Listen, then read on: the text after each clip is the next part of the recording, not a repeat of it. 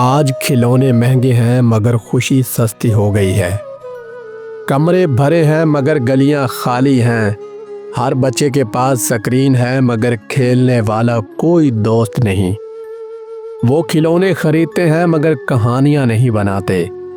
1950 کے اس گاؤں میں نہ بجلی تھی نہ انٹرنیٹ، نہ کھلونوں کی دکانیں، مگر وہاں بچپن تھا، خالص، بے لوث اور زندہ۔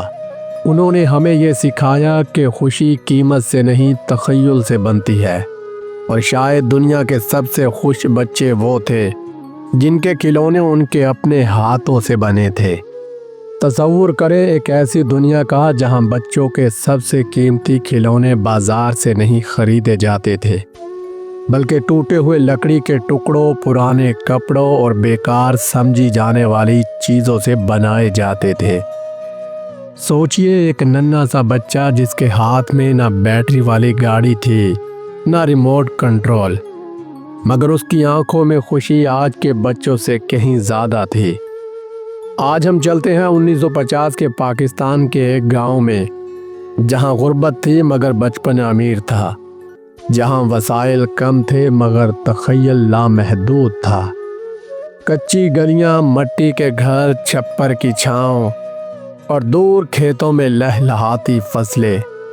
شام ڈھلتے ہی گاؤں کے بچے گھروں سے نکل آتے، نہ کسی نے انہیں بلایا ہوتا، نہ کسی نے وقت طے کیا ہوتا، مگر پھر بھی ہر بچہ جانتا تھا کہ کھیلنے کا وقت ہو چکا ہے۔ ان کے پاس نہ پلاسٹک کے کھلونے تھے نہ رنگ برنگی پیکنگ، مگر ان کے پاس تھا اپنے ہاتھوں سے کچھ بنانے کا ہنر۔ گاؤں کا بڑائی صرف دروازے اور چار پائیاں ہی نہیں بناتا تھا، وہ بچوں کے خواب بھی تراشتا تھا۔ لکڑی کے بچے ہوئے ٹکڑوں سے چھوٹی چھوٹی گاڑیاں بنتی، جن کے پہیے کیلوں سے جڑے ہوتے۔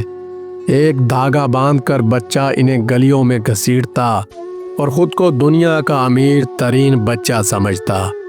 اور پھر لٹو، لکڑی کا تراشا ہوا لٹو جسے رسی سے لپیٹ کر گھمایا جاتا تھا۔ جب وہ مٹی پر گھومتا تو بچے سانس روک کر دیکھتے، جیسے کوئی جادو ہو رہا ہو۔ جس کا لٹو زیادہ دیر گھومتا وہی اس دن کا بادشاہ ہوتا تھا۔ گاؤں کی مائیں صرف روٹیاں ہی نہیں پکاتی تھیں، وہ بچوں کے خواب بھی سیتی تھیں۔ پرانے دوپٹے، استعمال شدہ کپڑے اور روئی سے بنی تھی گڑیاں، آنکھیں کڑھائی سے، بال اون سے اور لباس وہی جو گھر میں میسر ہو۔ مگر حیرت کی بات یہ تھی کہ وہ گڑیا بازار کی مہنگی گڑیوں سے زیادہ پیاری لگتی تھی، کیونکہ اس میں ماں کی محبت اور بچی کی خواہشیں دونوں سلی ہوتی تھی۔ کبھی کسی پرانی سائیکل کا ٹائر مل جاتا تو وہ پورے گاؤں کا مشترکہ کھلونا بن جاتا تھا۔ ایک لکڑی کی چھڑی اور آگے گھومتا ہوا ٹائر، بچے اسے دوڑاتے گلیوں سے، کھیتوں کے کناروں سے، یہاں تک کہ نہر کے پاس تک۔ نہ ہارن تھا نہ انجن، مگر رفتار کا نشہ پورا ہوتا تھا۔ جب ہوا تیز چلتی تو آسمان بچوں کا میدان بن جاتا۔ اخبار کے کاغذ، بانس کی باریک تیلیاں اور آٹے کی لی، یوں بنتی تھی پتنگیں۔ نہ برانڈ، نہ ڈیزائن، نہ نام، مگر جب آسمان پر جاتی تو ہر بچہ خود کو فاتح سمجھتا تھا۔ بو کاٹا کی آواز پورے گاؤں میں گونجتی تھی۔